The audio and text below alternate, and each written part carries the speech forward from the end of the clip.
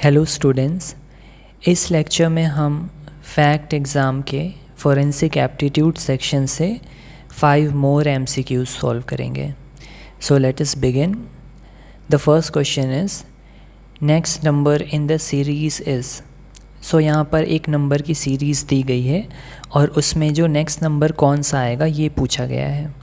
तो ऐसे क्वेश्चन को सॉल्व करने के लिए आपको सीरीज़ को ऑब्ज़र्व करना है कि इस सीरीज़ में कौन सा पैटर्न फॉलो हो रहा है। तो ये जो सीरीज़ है इसमें पहले है 4, देन 6, देन 9 एंड देन 13। इसके बाद का नंबर हमें निकालना है। तो हम 4 और 6 में देखेंगे कि दोनों के बीच में 2 का डिफरेंस है। तो 4 में जब 2 प्लस करेंगे तो 6 आ रहा है। इसी तरीके से 6 और 9 को देखेंगे तो दोनों के बीच में 3 का डिफरेंस है। दैट मीन्स 6 में जब 3 प्लस किया जाएगा तो 9 आएगा। वैसे ही 9 और 13 में देखेंगे तो दोनों के बीच में 4 का डिफरेंस है। दैट मीन्स 9 में जब प्लस 4 करेंगे तब 13 आएगा। तो इसके अकॉर्डिंग जब हम एक पैटर्न देख रहे हैं कि पहले नंबर पे +2 किया गया है, उसके बाद +3 किया गया है, उसके बाद +4 किया गया है, दैट मीन्स हमारा जो नेक्स्ट नंबर होगा वो +5 करने से आएगा। सो 13 + 5 हो जाएगा 18। तो हमारा करेक्ट ऑप्शन है ऑप्शन सी 18। ठीक है। देन नेक्स्ट क्वेश्चन, ये भी नंबर सीरीज़ वाला ही क्वेश्चन है। इसमें भी नेक्स्ट नंबर निकालना है। सीरीज़ दी गई है 3, 6, 8, 16, 18 एंड देन नेक्स्ट नंबर। तो यहाँ भी हमें पैटर्न ऑब्ज़र्व करना पड़ेगा। 3 और 6 के बीच में क्या पैटर्न है। तो 3 को अगर हम मल्टीप्लाई करते हैं 2 से, 3 2 ज़ा 6 होता है। ठीक है। देन 6 + 8 के बीच क्या रिलेशन दिख रहा है कि 6 में जब हम +2 करते हैं तब 8 आता है। इसी तरीके से 8 और 16 के बीच में रिलेशन दिख रहा है कि 8 2 ज़ा 16, 8 में जब 2 को मल्टीप्लाई किया जाता है तो 16 आता है। उसी तरीके से 16 और 18 के बीच में दिख रहा है रिलेशन कि 16 में जब +2 करेंगे तो 18 आएगा। तो इस तरीके से हमें एक पैटर्न यहाँ दिख रहा है कि पहले नंबर के साथ 2 को इंटू किया जा रहा है और इंटू करने के बाद जो नंबर आ रहा है उसके साथ +2 करने से नेक्स्ट नंबर आ रहा है सीरीज़ का।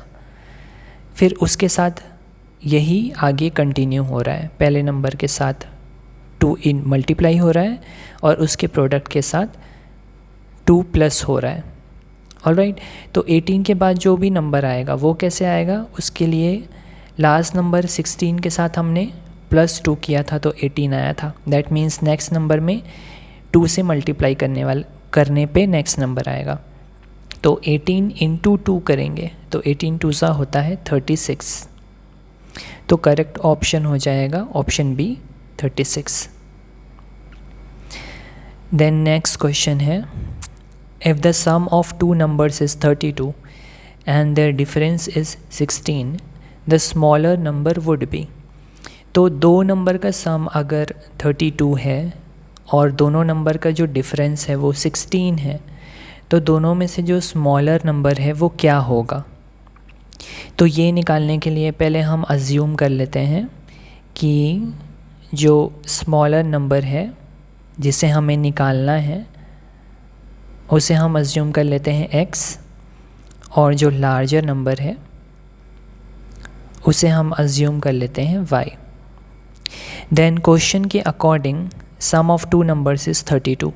दैट मीन्स ये दोनों नंबर का सम होगा 32। तो इसके अकॉर्डिंग ये इक्वेशन बन गया। तो इसको हम ऐसे भी लिख सकते हैं y = 32। ये x जो है वो राइट साइड में आने पे उसका साइन चेंज हो जाएगा 32 - x। तो ये y की वैल्यू है, इसे हम इक्वेशन 1 दे देते हैं। Then according to question second statement है there difference is 16। That means दोनों नंबर का डिफरेंस या अंतर जब माइनस करेंगे तो 16 आना चाहिए। दैट मीन्स बड़े नंबर से जब हम छोटे नंबर को माइनस करेंगे तो 16 आएगा। और बड़ा नंबर हमने लिया है y एज्यूम किया है हमने लार्जर नंबर, तो इसका इक्वेशन बनेगा y minus X is equal to 16, है ना। बड़े नंबर से छोटा नंबर माइनस करने पे ही पॉजिटिव वैल्यू आती है। सो y क्योंकि लार्जर नंबर है तो y को पहले लिखेंगे, y minus X is equal to 16। This is equation 2। अब इक्वेशन 2 में हम इक्वेशन 1 की जो y की वैल्यू है which is y is equal to 32 minus X, ये पुट करेंगे इस इक्वेशन में, ठीक है। तो y minus X is equal to 16, जब y की वैल्यू यहाँ पर 32 माइनस एक्स पुट करेंगे तो ये हो जाएगा 32 माइनस एक्स, ये y की वैल्यू है, minus X is equal to 16, ठीक है। ब्रैकेट ओपन करेंगे तो ये माइनस एक्स और minus X minus minus plus हो जाता है, तो ये दोनों प्लस होकर के माइनस 2x हो जाएगा। So 32 minus 2x is equal to 16, minus 2x यहाँ रहेगा, 32 को इधर ट्रांसफ़र करेंगे तो 16 माइनस 32, ये हो जाएगा माइनस 16 माइनस 2x, ये दोनों माइनस साइन दोनों साइड है तो कैंसिल हो जाएंगे। That means x is equal to 16/2, so 2 8 ज़ 16, दैट मीन्स x जो कि स्मॉलर नंबर था हमारा उसकी वैल्यू आ गई है 8, और क्वेश्चन में यही पूछा था कि स्मॉलर नंबर क्या होगा, so the smaller number would be 8, so the correct option is option B. I hope ये क्लियर है।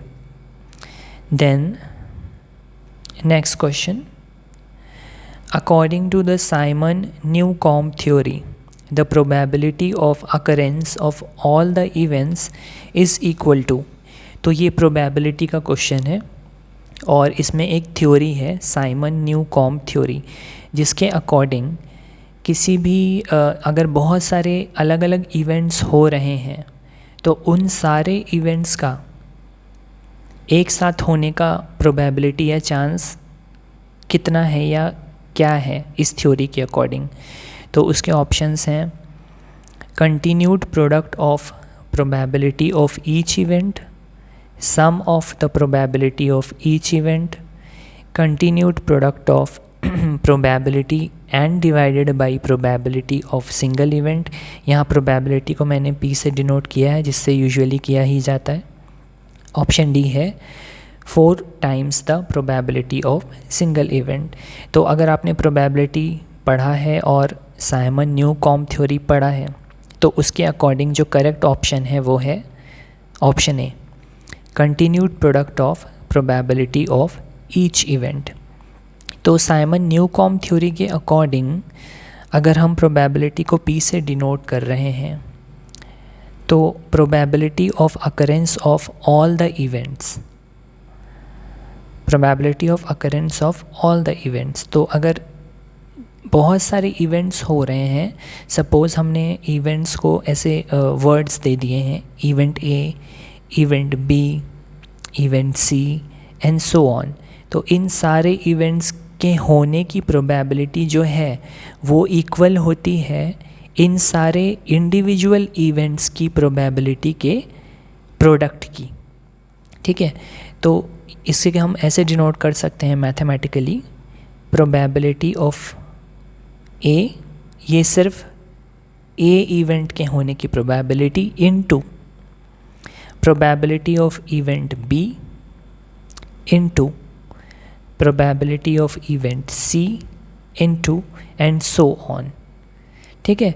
तो ये जो अलग अलग इवेंट्स हैं इन सारे इवेंट्स के होने की प्रोबेबिलिटी जिसे हम ऐसे डिनोट कर रहे हैं ये इक्वल होती है इन्हीं सारे इवेंट की अपनी इंडिविजुअल इवेंट होने की जो प्रोबेबिलिटी होती है उसके प्रोडक्ट के इक्वल होती है।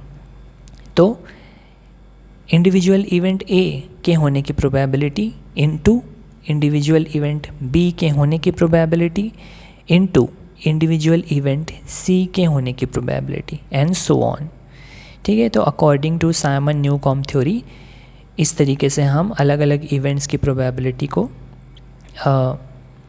डिनोट करते हैं मैथमेटिकली। देन नेक्स्ट क्वेश्चन है, she had a hair breadth escape from the road accident, which word relates to this sentence. तो यहाँ पर बोल रहा है कि she had a hair breadth escape from road accident, तो उसने रोड एक्सीडेंट उसका होते होते बचा है। किस तरीके से बचा है? Hair breadth escape, hair breadth escape. तो हेयर ब्रेथ मतलब जैसे कि हेयर का जो ब्रेथ होता है, उसकी जो चौड़ाई होती है, जो बाल होता है, अगर एक सिंगल बाल हम देखें तो उसकी ब्रेथ बहुत ही एकदम नैरो रहती है, बहुत वाइड नहीं रहती हेयर की ब्रेथ, राइट। तो नैरो रहती है, नैरो मतलब बहुत ज़्यादा सक्रिय रहती है या बहुत ज़्यादा बड़ी वैल्यू नहीं रहती उसकी, तो नैरो। इसके अकॉर्डिंग ये लॉजिक लगा करके हम ऑप्शन सी इसका करेक्ट आंसर होगा, नैरो। ठीक है, नैरो एस्केप कहते हैं इसे, नैरो एस्केप। नैरो एस्केप का मतलब होता है कोई भी डेंजर या हार्मफुल इवेंट होने से बचना, बहुत ही कम अंतर से बचना। तो जैसे कि यहाँ पर क्वेश्चन में लिखा है, she had a hair breadth escape from the road accident, तो मतलब रोड एक्सीडेंट होते होते उसका नैरो एस्केप हुआ है, हेयर ब्रेथ एस्केप हुआ है, मतलब वो बहुत ही कम अंतर से बची है उसका एक्सीडेंट होते होते, राइट। सो ये नैरो एस्केप इसका answer. So correct option is option C. तो आज के इस लेक्चर में बस इतने ही क्वेश्चंस।